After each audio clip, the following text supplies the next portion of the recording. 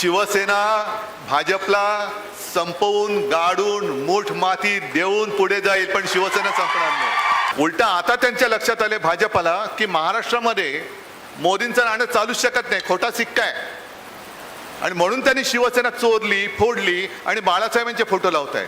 मी तर उघड दर सभेत आव्हान देतो, त्या मिंदेला पण देतो आणि भाजपना देतोय, अरे माझे वडील चोरण्यापेक्षा हिंमत असेल तर स्वतःचे वडील आहेत ना. कारण आता सगळे जे काही शेपूट घालून पळाले तिकडे, कारण हिंमत नाही ना. डोळे वर करून बघायची काय, नुसते झापडं लावून आतमध्ये जातात आणि झापडं लावून बाहेर येतात. एकदम कोणीतरी गद्दारांपैकी एकाने माझ्यावर टीका केली की मी जो का आज फिरतोय कुटुंब संवादासाठी, त्यांनी असं म्हटलं की हे आता मुख्यमंत्री नाही आहेत पण मुख्यमंत्री असल्यासारखेच फिरतायत. पण माझ्या लक्षात आलं मी मुख्यमंत्री नाहीये, कारण मुख्यमंत्र्यांच्या कार्यक्रमाला रिकामे सभा खुर्च्या असतात, माझे मंडप असतील, मैदान गच्च भरलेली असतात, त्याच्यामुळे मी मुख्यमंत्री नाही हे मला माहिती आहे.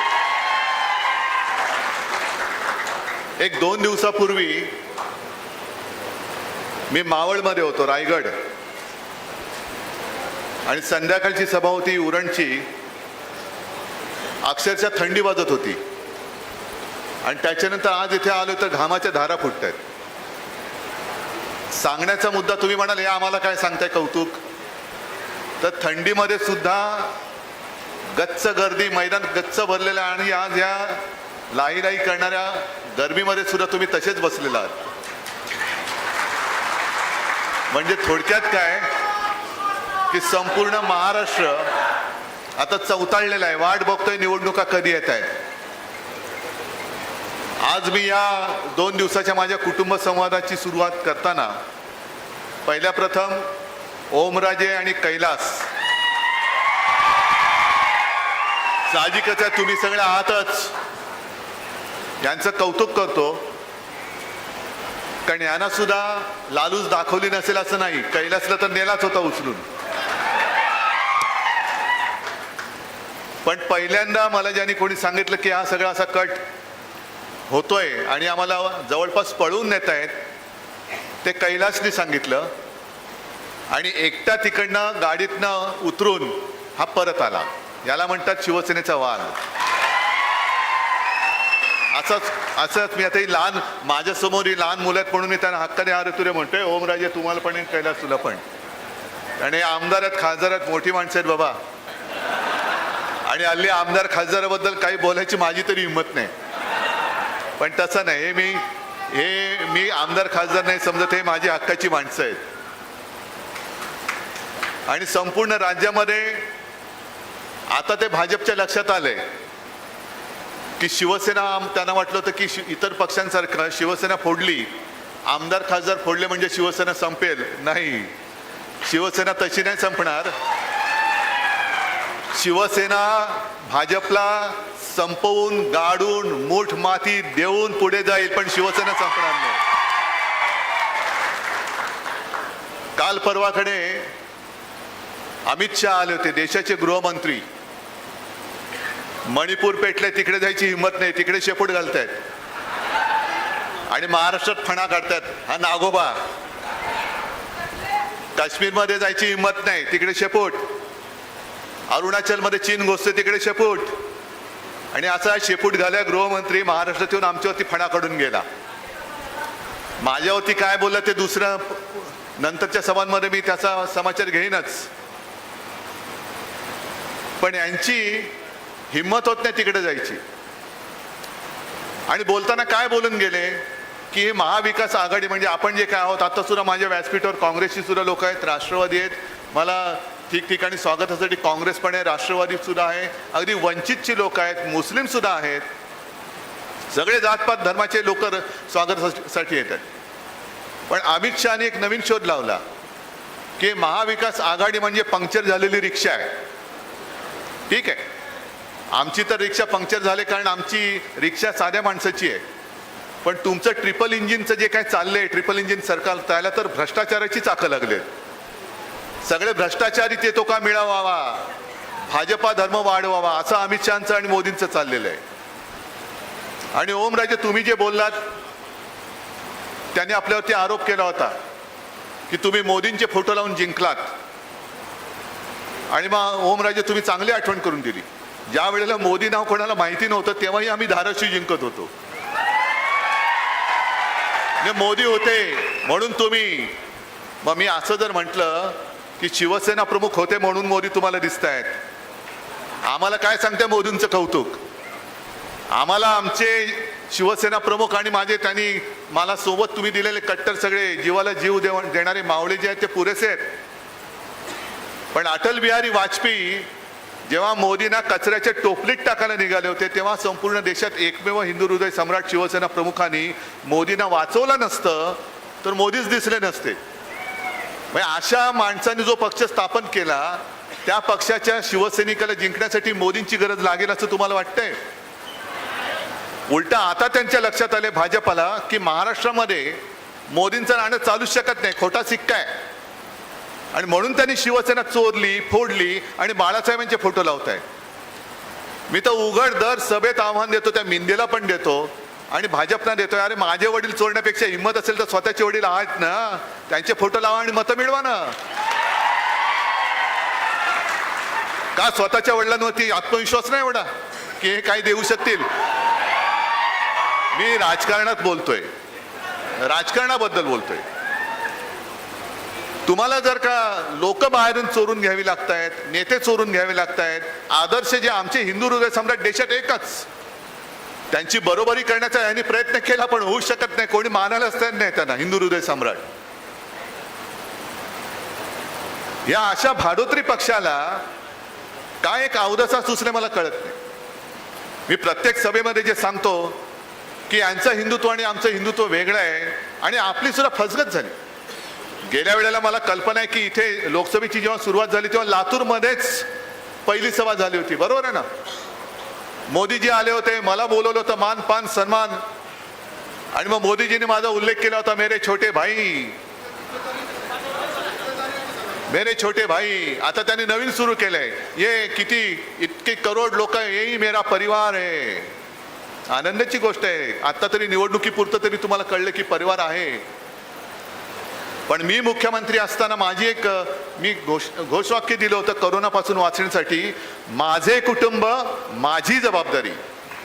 बरोबर ना? मोदीजी तुम्ही अर्धीच गोष्ट दिली, मेरा परिवार. जिम्मेदारी कौन लेने वाला है वो नहीं बताया. माझे कुटुंब, पण तुमच्या कुटुंबाची जबाबदारी घेणार कोण? जसं आज सुद्धा मी सांगतोय महाराष्ट्र माझं कुटुंब आहे आणि त्याची जबाबदारी माझ्यावर आहे, मी घेतोय महाराष्ट्राची जबाबदारी. तुम्ही तर 10 वर्ष पंतप्रधान होतात, असंच आता जून मध्ये बोलण्याची वेळ येणार आहे. काँग्रेसने काय केलं, यांनी काय केलं? बरं, साधा एक प्रश्न तुम्हाला विचारतो. हे जे आता त्यांनी जे काही टायर लावले तेच रेकॉर्ड, म्हणजे आता तुम्हाला आताच्या पिढीला रेकॉर्ड काय कळणार नाही. आम्ही लहान होतो तेव्हा ते रेकॉर्ड यायची, एक तो HMVचा कुत्रा यायचा, हिज मास्टर्स व्हॉइस, आणि ते रेकॉर्ड यायची, ती रेकॉर्ड अशी फिरायची, जुन्या लोकांना कदाचित माहिती असेल. आणि मग त्याच्यावर ती पिन ठेवली जायची आणि ती पिन कधी कधी अडकायची आणि अडकली का तेच वाक्य परत परत वाजायचं. तसं मोदी शहांची रेकॉर्ड अडकले आता, त्यांनी तेच चालवले. नेहरूने काय केलं, काँग्रेसने काय केलं? काँग्रेसने देश लुटला. मग मी तुम्हाला विचारतोय आणि सगळ्या सभेत जर मी विसरलो नाही तर प्रश्न मुद्दामून विचारतो की आता सध्या त्या निवडणूक रोख्यांचा एक घोटाळा बाहेर आला. बरं, ती स्टेट बँक सुद्धा अशी आहे, जर शेतकऱ्यांनी कर्ज घेतलं असेल कुठल्या बँकेनी तर या बँका कशा मागे लागतात? तुमच्या जप्तीच्या नोटिसा लावतात, घरदार सगळं गहाण घेतात, टाकून घेतात, जमीन लिहून घेतात, पत्नीचे दागिने, बैलजोडी काय असेल नसेल ते सगळं. आणि दुर्दैवाने जर का नैसर्गिक आपत्ती आली आणि कर्ज परतफेड करू शकले नाही तर त्याच्या घरावरती जप्तीची नोटीस लावतात. आणि मग जगायचं कसं? गावात माझं काय राहिलं आता? मी तोंड कसं दाखवायचं? म्हणून शेतकरी आत्महत्या करतो. म्हणजे एवढा रेकॉर्ड तुमच्याकडे असतो.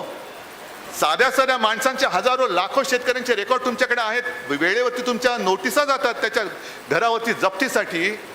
पण निवडणूक रोख्यांमधनं हजारो कोटी रुपये जे भाजपने जमवले, सुप्रीम कोर्टाने जे सांगितलं की किती आज काल 1-2 दिवसामध्ये आता असेल, मुदत संपत आली असेल, की तुम्ही तो तपशील द्या.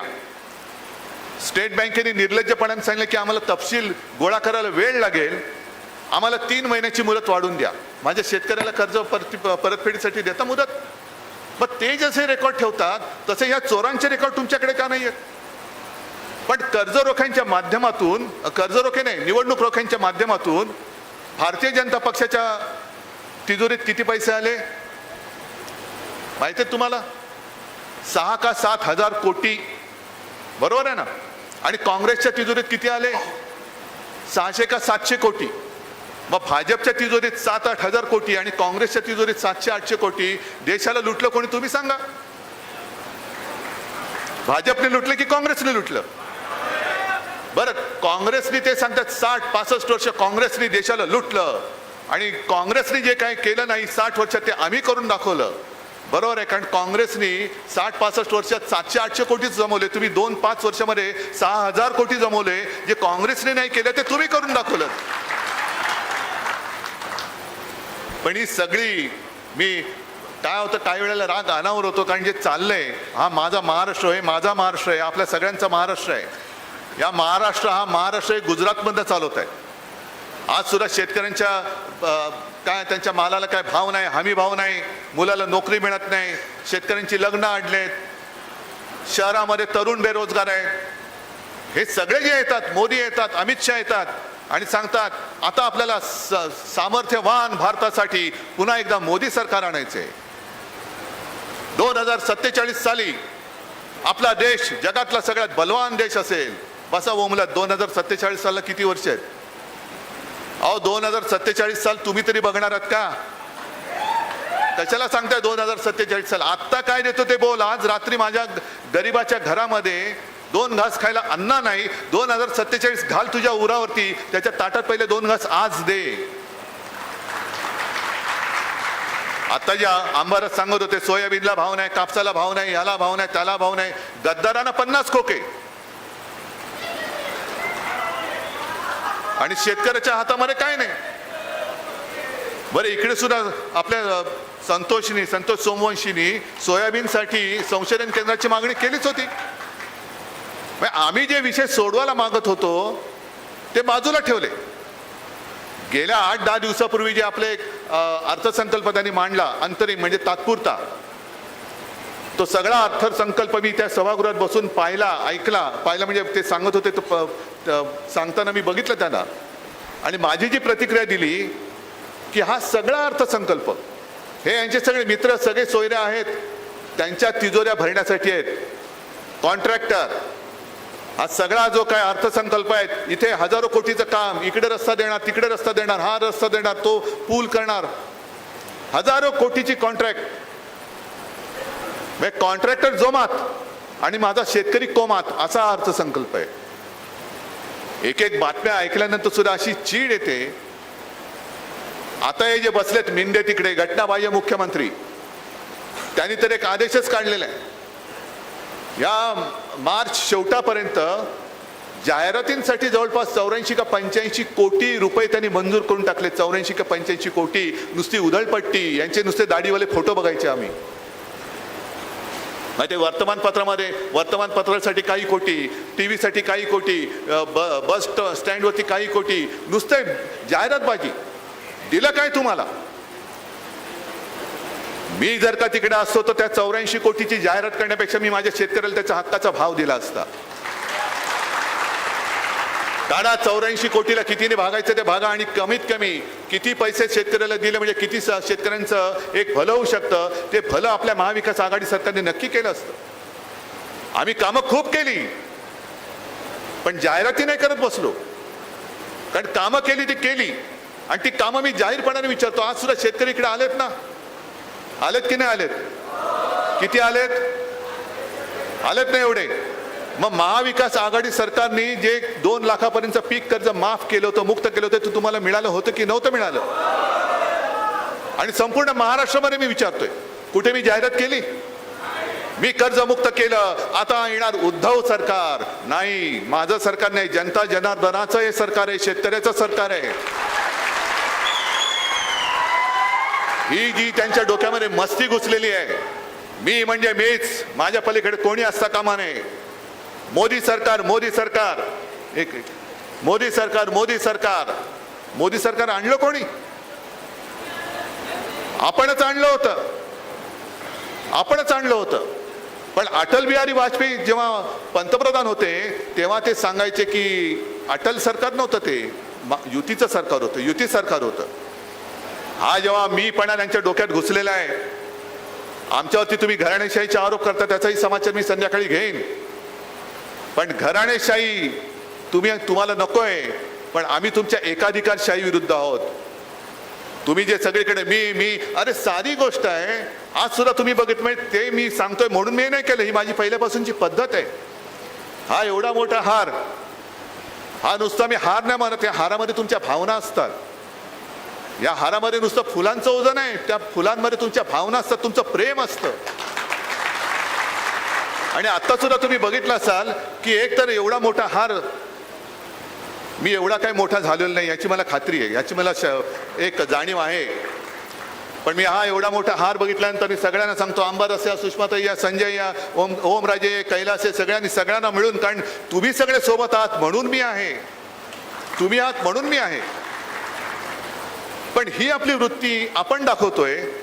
मध्ये एक टीव्हीवरती नाही येणार पण युट्यूबवरती एक व्हिडिओ अजूनही असेल, जे राजनाथ सिंह आपल्या देशाचे आता कोण मंत्री आहेत ना रे, संरक्षण मंत्री, म्हणजे स्वतःचं संरक्षण कसं बसं करतील बहुतेक या निवडणुकीमध्ये त्यांना उमेदवारी मिळाली तर. कारण गडकरींचा पत्ता अजून तरी कापलेला आहे. ज्याच्यावरती बेहिशोबी मालमत्ता गोळा केली त्या कृपाशंकर सिंगचं नरेंद्र मोदी आणि अमित शहाबरोबर नाव पहिल्या यादीमध्ये. पण गडकरी जे भाजपचे कट्टर कार्यकर्ते, RSSचे कट्टर कार्यकर्ते, आज पहिली यादी जाहीर होऊन 4 दिवस झाले.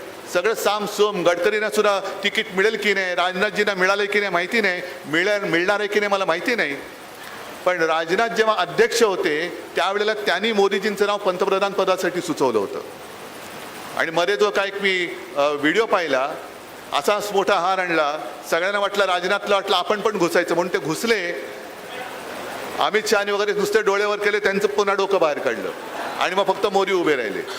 अरे हा एवढा गर्व, अहंकार नाही, बरोबर नाहीये. जिथे जिथे गर्वाचे घर खाली ज्याला म्हणतो तसं आज भाजपचं आणि मोदींचं होणार आहे. गर्वाचे घर खाली केलंच पाहिजे. हा गर्व असायला पाहिजे. आम्ही छत्रपती शिवाजी महाराजांचे मावळे आहोत, आम्हाला गर्व आहे. आम्ही महाराष्ट्राचे सुपुत्र आहोत, आम्हाला गर्व आहे. होय, आम्ही हिंदुत्ववादी आहोत, आम्हाला गर्व आहे. पण आम्ही मोदींचे अंधभक्त आहोत ह्याचा गर्व आम्हाला कदापि होणार नाही. आणि असा गर्व ज्यांच्याकडे आहे त्यांनी त्यांच्या पालख्या व्हाव्या, आम्हाला त्याची शिकायत पडलेली नाहीये. हा खरा औसा मतदारसंघ मगाशी उल्लेख झाला ते कोणाला तरी PA साठी, आणि एक खरं आहे कारण जागा वाटप झाल्यानंतर, कारण हा मतदारसंघ आपल्या दिनकररावने 2 वेळा जिंकला होता ना, आणि हा आपला आहे, आपला मतदारसंघ आहे, आपला मतदारसंघ आहे. गेल्या वेळेला जागा वाटप झालं आणि फडणवीस स्वतः आले. उद्धवजी जरा काय म्हटलं, काय झालं नाही, तो कोण, तो काय, तो तर तुम्हाला माहिती आहे कोण, तो चक्रव्यूहात फसलाय, बरोबर ना. मग ह्याच्यासाठी म्हटलं कोण, हा नाही, हा माझा PA. आणि म्हटलं PA ला मी कसं देऊ, माझं तिकडे माणूस आहे. नाही तुम्ही काही करा, काही करा, काही करा, काही करा. ठीक आहे, आपण थोडंसं एक माणुसकी जपणारी माणसं आहोत. तेव्हा मला काय माहिती होते पाठीकडनं वार करणार आहेत, आणि म्हणून मी त्यांना हो म्हटलं. पण आता नाही, आता पाडायचा. आता यावेळेला खासदार तर निवडून आलाच पाहिजे, आणायलाच लागेल. आणि ओमराजे तुमचं मी खरंच कौतुक करतो, कारण तुम्ही नुसते इकडे जसं तुम्ही सांगितलं की रात्री किती वाजेपर्यंत काम करता, तो भाग एक झालाच. हा मतदारसंघासाठी, याच्यासाठी लोकांनी तुम्हाला निवडून दिलेला आहे. पण इथले प्रश्न, मग ते शेतकऱ्याचे असतील, समाजाचे असतील, तिथे लोकसभेत जाऊन मोदींसमोर बोलायला सुद्धा छाती लागते. ती या वाघाची छाती आहे. कारण आता सगळे जे काही शेपूट घालून पळाले तिकडे, कारण हिंमत नाही ना. डोळे वर करून बघायची काय, नुसते झापडं लावून आतमध्ये जातात आणि झापडं लावून बाहेर येतात. एकदम लाचार शिरोमणी आहेत. आणि म्हणून जे काही त्यांनी जो खेळ केलाय, म्हणून मी कुटुंब संवाद का म्हणतो, की आपली शिवसेना जी शिवसेना प्रमुखांनी मराठी माणसाच्या न्याय हक्कासाठी आणि हिंदुत्वासाठी म्हणून स्थापन केली, हे जे काय सांगतात की यांनी बाळासाहेबांचे विचार सोडले, बाळासाहेबांनी असं कधीही सांगितलं नाही की जन्मभर तुम्ही भाजपची आणि मोदींची पालखी व्हा, असं कधीही सांगितलं नाही, अजिबात नाही. आणि ज्या ज्या वेळेला पाठीमध्ये वार होतो तेव्हा कोथळा काढायची शिकवण आम्हाला छत्रपती शिवाजी महाराजांनी दिलेली आहे. जे त्याने आपल्या सोबत केलंय तुम्हाला पटलंय? जो लवादाने निर्णय दिलाय नार्वेकर, आता हे अध्यक्ष महोदय एका पक्षाचे उमेदवारी घेऊन ही लोकसभा लढणार असं म्हणतायत. अशी जर का तिकडे न्यायदान करणारी माणसं, जसं पश्चिम बंगालमध्ये झालं, आज त्याच्यावरती एका वृत्तपत्राने अग्रलेख लिहिलाय की एका न्यायमूर्तींनी राजीनामा दिला आणि भाजपात गेले निवडणूक लढायला. पण सगळ्यात महत्त्वाचं म्हणजे त्याच्यात त्यांनी म्हटलेलं आहे की भारतीय जनता पक्ष मला संपर्क करत होता, मीही त्यांच्या संपर्कात होतो. असा माणूस किती वर्ष तिकडे न्यायमूर्तीच्या खुर्चीत बसला होता? ही अशी संपूर्ण पद्धत नासून टाकायला निघाली आहे. आणि त्याच्यासाठी एकच शेवटचं न्यायालय हे माझ्या जनतेचं न्यायालय आहे. त्या जनतेच्या न्यायालयात मी आलेलो आहे. आणि मला खात्री आहे तुम्ही डोळे उघडे ठेवून सगळे बघता आहात. यांच्या भूल तपानं तुम्ही फसणार नाही याची मला खात्री आहे ना? कारण नाहीतर येतील परत. भाई और बहनों, 2050 तक आप सभी लोगों पर मैं चांद पर घर दे दूंगा, ये मेरी गॅरंटी आहे. अरे 2050 तुम्ही पण नाही बघणार, आम्ही पण नाही बघणार. घर कोण बघणार, कुठे जाणार? तुम्ही तुमचे त्या नावाने घरं भरणार आहात हे आम्हाला कळतंय. पण ही मोदी गॅरंटी म्हणजे इतर पक्षातल्या लोकांसाठी ती गॅरंटी आहे. नमो महारोजगार मेळावा असं त्यांनी काहीतरी नाव ठेवलेलं आहे. नमो महारोजगार म्हणजे काय? इतर पक्षात जेवढे भ्रष्ट असतील त्यांना स्वतःच्या पक्षात घेऊन मंत्रीपद द्यायची आणि कामाला लावायचं. म्हणजे तुम्ही किती भ्रष्टाचार केलाय? 5 कोटी, चला 50, थांब जरा, 500 कोटी, ये 70,000 कोटी, अरे बाबा ये 70,000 कोटी घोटाळा केला यांनी. याला तर उपमुख्यमंत्रीच केला पाहिजे. 70,000 कोटी ज्याच्यावरती आरोप केले, मंत्र्यांचं गणित काय असेल मला नाही माहिती.